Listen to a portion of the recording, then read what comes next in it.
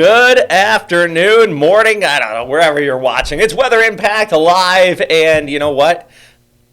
Lee Southwick's here. Hi, Lee. Hey, and it's a Wednesday. It's hump day. We made it. That's meteorologist Robert Spetta. And we're here to tell you all about local and national weather news. Yeah, we got plenty to talk about. I think the number one thing today is all about the heat here. And we got some weather impact alerts in place for the heat. That was me not throwing up a gang sign. That was saying max 3 to our director here. There we go. So, yeah, it's like peace, but extra. So we got some severe storms across parts of the Northeast and the Midwest. And, of course, we're going to take a look at the tropics. We got some impacts out here in the Atlantic and globally as well out here. So number one thing, of course, today is our favorite graphic. Lee giving the thumbs up for the heat. Wait. Yeah, there you go. There you go. There we go. That's perfect. Mm-hmm. Perfect. Me, I'm just, yeah, just pointing at the. You look determined, though, like with the eyebrows and you're like, yeah. Oh, yeah. I do look determined, like, Yeah, I got it. Yeah, that's the number one thing, though. It is hot out there. I think this graphic encompasses it all today. Yep. See, I'm not the only one who does this. They were picking on me on GMJ yesterday because every time, like, we would show a temperature of, like, 99 to 100, my natural response is just, like, because it's just a lot. So we were actually talking about that at noon, too, if your ears were ringing. Not just you, though. Like, Katrina, our director, he catches everyone's mannerisms. So he said to Keith that he was like, well, every time the weather forecast is said and you don't like it, you go, yuck. Like, we all make noises. I do that, as you know. I just did it with you. We all think about this type of heat, and it's no thank you. No thank you. It really is. And I do that because it's what I feel when I walk outside in this heat. Like, you step out into it and you just go, ugh. Like, it's just this, it almost feels like a dry sauna out there right now. It really does. And we're about to go out in that. Tune in at noon. We're going to be out doing boating weather live in the noon newscast, but that means we have to be outside. Maybe I might just be floating in the water. And we'll be like in a marina, so I'm afraid we're going to get, like, the wind's going to be blocked. I think we're going to roast. I don't want to hear that. I mean, it is the intracoastal. I know there's sharks in there, but maybe I might just lay down in the water. Just float away. There's also good things in it. There's manatees and sea turtles and dolphins. We'll be in the Protector. So we're gonna be in the Protector. It does have air conditioning in that thing. We will be in the Protector until we got to go live. I'll just film you from inside the truck. That's fair. I get it. Especially with the heat go out risk. there. Yeah, no. I mean, I think everyone, if you can stay inside or stay in AC today, you absolutely should. Not only today, but through Saturday. I mean, check this out for today. This is every area in blue. And, you know, typically here, Lee, and for everybody at home, so you kind of understand what we're talking about here, this dangerous level. Even on the hottest days so far this year, we'll just see a little bit of the purple, you know, indicating that heat index up there like 110. We'll see maybe a little bits and pieces of it. I have not seen, at least this year, such a wide swath of that magenta color here, indicating that dangerous heat risk out here, which is basically little to no relief. Even overnight, I went outside, I was watching one of the storms go by last night at like 10 p.m., and even then it was just like, oh. Yeah.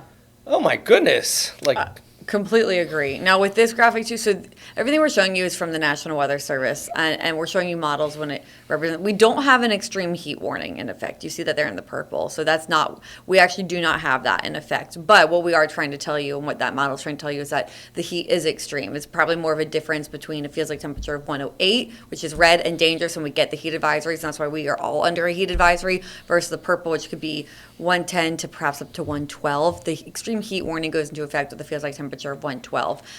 Some of us could potentially feel like that, get all the way up towards that level. So we do have the weather impact alert in effect for our heat advisories for that dangerous heat, and that could be anywhere, again, from 108 degrees to 112 degrees. And it's not just today. It's not just today. We're in this same pattern through the weekend. High pressure, what I like to say is big bubble, no trouble, right?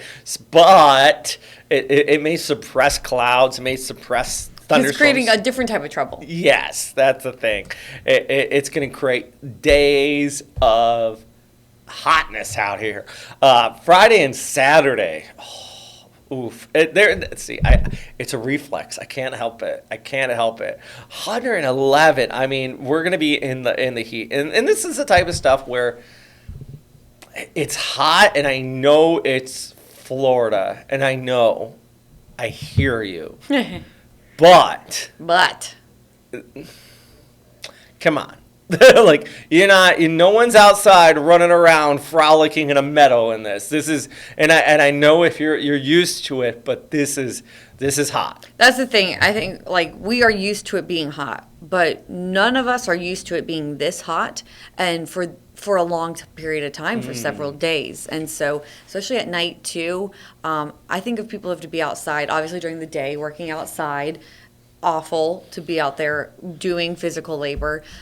People who are outside all the time, I mean, even at night, we're staying in the upper 70s. There's no real relief from the heat. We never get to fully cool down. And so if you're not in the AC really and staying hydrated, you might not notice it today, but probably by Friday or Saturday, you're going to feel really sluggish, maybe a little grumpy, maybe worn down, probably just because of several days of 100, right around 100 degree weather, with it feeling more like 110 plus degrees at times. Oof. And there's little relief in the form of rainfall. It's not zero. We do have that chance of some precip around. Like today, some of our guidance shows a little stuff, but it's not much. It really is limited out there. A few isolated showers. I don't think we're going to see any strong nor widespread stuff. So there's a little to no relief from the heat. We did have some decent storms last night, though. I love our weather watchers, Lee. Did you see this photo? No, I didn't. I didn't get to look at the weather watchers photos yet. How exciting! Tom with the lightning strikes. We have here on the First Coast, and I know a lot of them watch. Thank you so much. But here on the First Coast, we were so fortunate to have people that are sharing these just amazing weather photos like this right here. Because anybody that shares a photo, I appreciate it. You're sharing, you're enjoying the weather, you're going out there. But we have some talented people who take some really good shots. Truly. And I mean, to capture the lightning like that so perfectly. Also, you probably have a really good quality camera, and we appreciate you sharing your talents and your hobbies and your pastimes or your passion. We do have some professional photographers too, and we thank you for sharing that with us. So lightning yesterday, not everyone saw the lightning, but those who did, we had some stronger storms out there, and put on a show last night for some of us. I have one critique though in this shot. This is great, Tom. Great shot. My only critique is this right here. Can you see it? That person? Is that a person? Yeah, this guy needs to not be there. Well, Tom's there too, taking the photo. This is true, but I like to imagine Tom is inside of his vehicle looking out. I mean, if the wind is rolled down, that lightning's still going to get you. That's true. Okay, fine. I appreciate the photo, but I want to imagine that after this lightning bolt, Tom and this guy right here were like, time to get inside, time to leave. Yep, time to pack it up, going in. And you know what? The next few days, we don't have any really much in the form of those type of storms out here, but the heat. Do you think some of us are going to hit that 100-degree mark? I mean, oh yeah. We're 99. That's at the airport. Exactly. So once you get to like Baker County, Columbia County, southeastern areas of Georgia, away from the swamp, it's going to be easily. Yeah, I think easily we could have some spots hit 100. And then on the other end of it, when you're closer to water and there's more, moisture in the atmosphere because you're closer to that water, it's harder to heat up, but you have more humidity. So maybe you stay at 99 degrees while someone else is at 101. But if you look at your feels like temperature, because it's more humid, you could be at 110 while they're at 108. So it doesn't matter what that actual air temperature is. There's no winning here. Even if your air temperature is cooler, your feels like temperature could be hotter. So we're all just roasting no matter where we are. It is, yeah. And then by next Sunday, Monday, and a Tuesday, we're kind of back into this southerly wind. We get a trough setting up towards our north, and then we're going to increase that instability with afternoon showers in the Jacksonville area and across the First Coast here. So we're kind of back into that that messy weather pattern heading in the next week. So we take the good with the bad. We either have the heat or we get the storms, but relatively cooler temperatures. If you look off towards the northeast, though, we've had some pretty decent storms the last few days out here. And Lee, what I want to do is take some video we actually showed yesterday on here, but let's show it again. Okay. This is out of New Jersey, where BJ's there had a roof collapse and some serious flooding. Just, whoo! I mean, that's crazy. That's inside a big store, and there's water over every inch of that floor. And you might be Look thinking, at that. well, what happened? Did a river just flow through here? Well, so what happens sometimes with the flat roofs is that the drainage, those little plugs in the side, the water is supposed to flow off of it. Well, if that gets clogged and then you get a ton of rain, you're literally just forming like an above ground pool on your roof. Yep.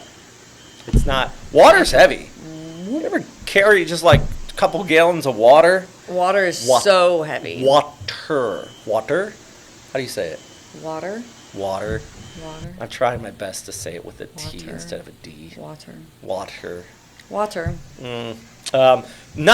the point. All right, back to this. So yeah, the roof collapsed. You had some severe flooding, and they are still picking up out there today. That's awful. And of course, so we've already showed you this one video, but we do have a new story to show you and tell you. We have some NBC affiliates up in the Northeast, and they actually got a package together to wrap up what's happening with the storm recovery efforts in New Jersey. All right, so we'll toss it out to them. Utility crews now working around the clock to clear these streets in Paramus and yards of downed power lines. Yards are littered not only with power lines, but also large branches now cut up. This homeowner fortunately wasn't at her house when a tree came crashing into her living room Saturday night. We're alive, so that's a good thing. How do you recover from this? A lot of steps. We've spoken to the insurance company, and they're putting a tarp on it today because it's been raining into the house. It hasn't rained for months, but it's been raining into the house. This man also away over the weekend when a tree hit his home and cars in the driveway. We were just glad that no one was hurt, but luckily it only hit the two cars and the extension on the house, so the main part of the house was okay. Many homeowners here are furious because they say these are town trees that came down. I lived for 40 years, right? And this all belonged to the town, and we cannot do anything. And now the tree came down, damaged this house, damaged my house. And I went to the town and says, okay, so what now? The town said, well, according to the policy, once the trees fall onto your property, it becomes your problem. That's something that we have to think about here too with the hurricanes when the trees come down. I mean, or any severe storm here, but there's a lot of Floridians and Southeast Georgians too who know, once that tree falls on your property, your problem. But I remember we did a story about this after a tropical system here. You can get in trouble if the tree falls and you have a big tree on your property and you willingly know that tree is weak. Yeah, like that's if neglect. It's rotting on the inside and then a storm comes through and it falls down and it falls on your neighbors, your neighbor can actually have you pay for the damages, because that's why it's important to always get like ahead of hurricane season here on the First Coast, is to have like your trees inspected around your yard just from a proper arborist. Thanks. I said that as I was gonna say tree person, but arborist. You got it. Nailed it. And make sure that they're not rotting on the inside or anything like that. But if it's a healthy tree and it goes, or even the big branches and it goes onto your neighbor's house, that's your neighbor's problem. Act of nature.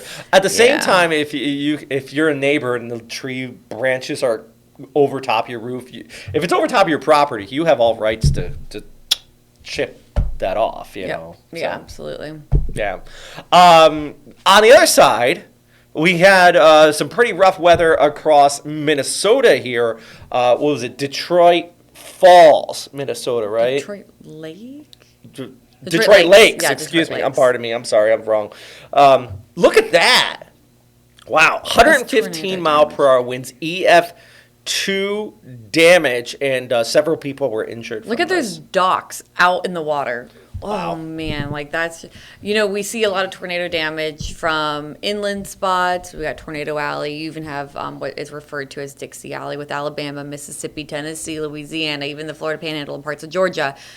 But a lot of times it's these inland spots. You don't really get it. You don't see it often on big lakes. And not to say those other areas don't have lakes. There's some beautiful lakes in Georgia and Alabama and all those places. But just to see like the dock damage from a tornado is not an image you see that often. So I found that really it captured my attention at first. And then of course you see the trees down. We talked about trees down. Homes damaged. Some property was completely destroyed. It's just a huge mess there, and a really, really unfortunate thing, of course, to happen. Gosh, that's awful. Look how awful that is. That is. Whew. And you said it was EF2, and that's Yeah. important to remember because most people think damage like this that can really just destroy a home is an EF3, 4, or 5. But I've seen it with my own eyes too. I've seen EF2 damage just completely rip apart houses before. Especially in that one right there, almost looked like a prefabricated home. If not, it wasn't brick or anything.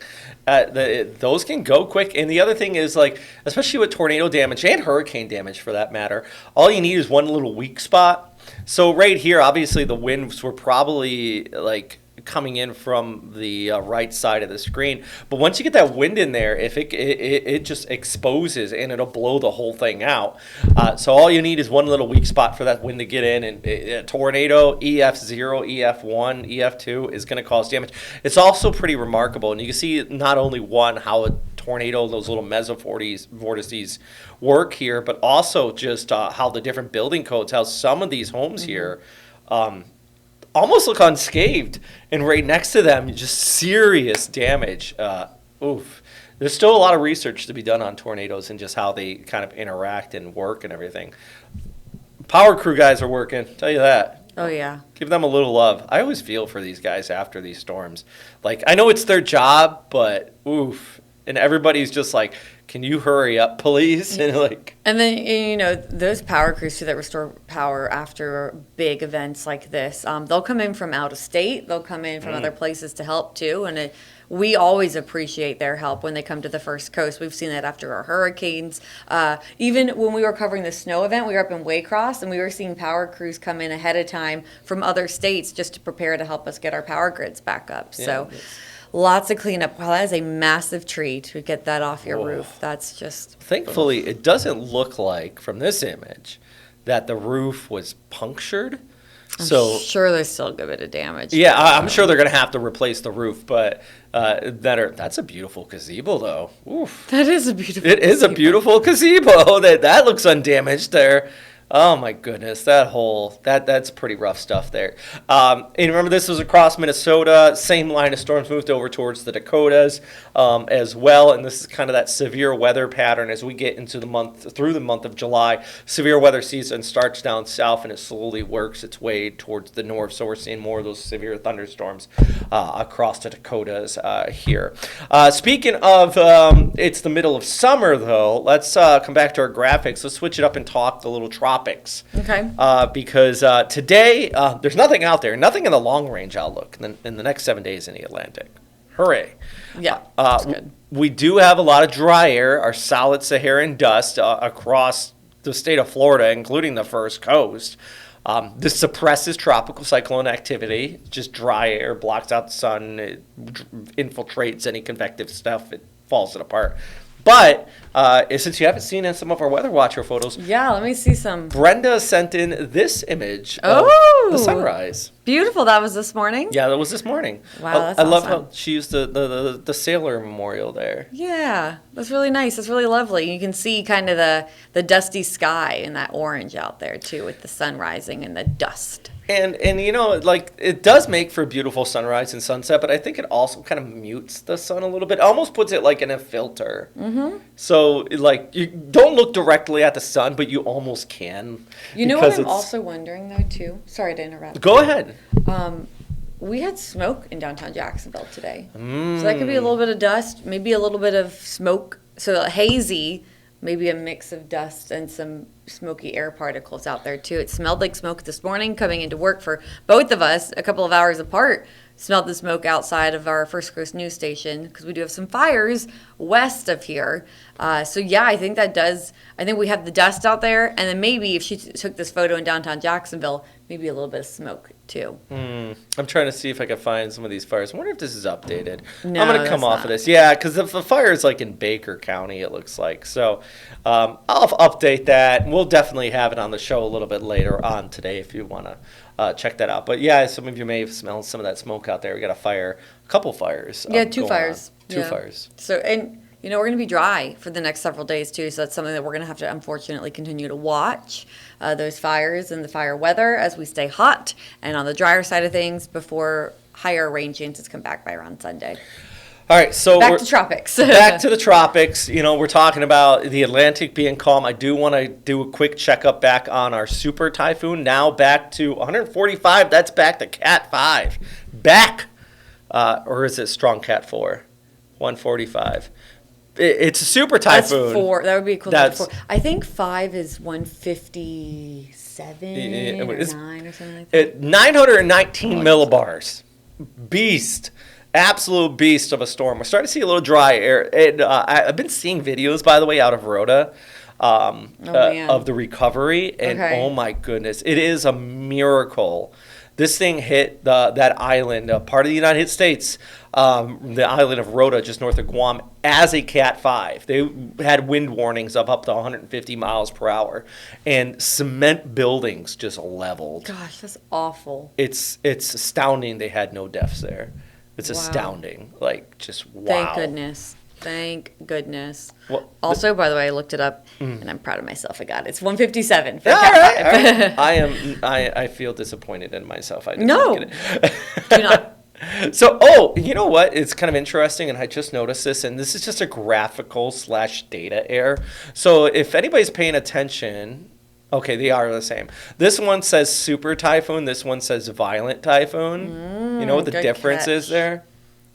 I mean, the difference. Why- it would be why the is it two saying different- there's different data? Two different agencies. That's exactly it. There we go. Yay. Sorry, I put you on the spot there. So, Super Typhoon is the Joint Typhoon Warning Center. That's the Americans out of Hawaii. They forecast for military out here and Guam, because part of the United States. The Violent Typhoon title is from the Japan Meteorological Agency. So, yeah. Cool. Now you know. Now you know. Yeah, they don't call it a super typhoon. They call But it the same name. a violent They typhoon. both use Bavi. Bavi. Now, the Both use the same Philippines name. is different. The Philippines uses a different name. The whole area out here. Be happy that in the Atlantic we have All agreed. We all agree on the name. We all agree on the intensity. The NHC's got this. Like so, yeah. But this is going to move off towards the west. Could bring some Taipei. I am worried about Taipei. Major city there. They're going to easily be seeing winds over 100 miles per hour. It's like a city the size of New York City. 100, like straight up Cat 2, Cat 3 winds. That's never good. That's scary. Yeah, it's gonna. I remember last time they got hit by one. I was actually chasing a storm out there in 2015. They got a direct hit, and I'll never forget it. They had one of those. You ever see like the big inflatable ducks?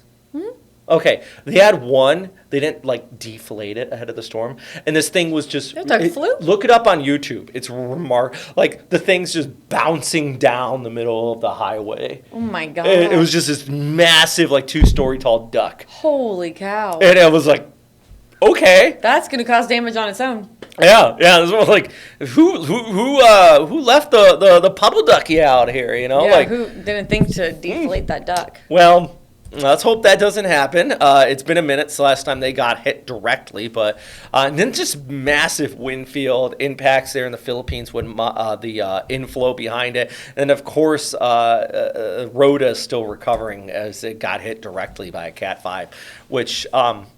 I know this is a technicality, but it is the second landfalling Cat 4 or 5 in the United States in 2026 because there was one earlier this year that hit that same area. So, The poor area. whew, Anyways, we got just like 2 minutes left here. Back to our 7-day. We'll take it back home here, Lee.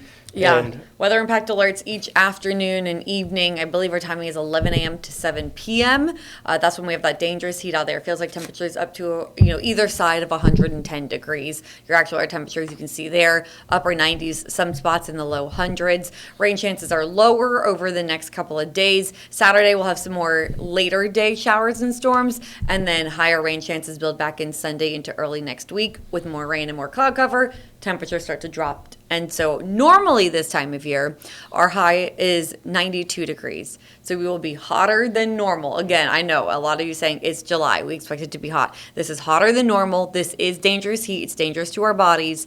And then we'll see how much cloud cover and rain we take. Maybe that drops us down to the 80s and we'll be cooler than normal, which would be a welcome relief. And we also still need the rain. We have the wildfires we're watching out there, and we still have some drought conditions. oh, man, it's going to be rough out there. So number one thing, stay cool, stay hydrated, stay in the AC if you can, or just do whatever you need to do just to get out of the heat the next few days. We want to make sure everybody stays safe. Heat is definitely that sneaky impactor in the sense that it's not dramatic. It's not like a tornado video. You're like, oh, that's crazy. You can't film the heat. But the numbers are dramatic when you think about how heat is the number one weather killer in the country. So it is deadly. It is our deadliest weather phenomenon. So please be safe, be careful, be cautious. all right. Well, thanks for stopping by, and watch us at noon, 4, 5, 6, 7. We're streaming all evening on FCN 7. Plus. 6, 7, 11, 6, 7. 6,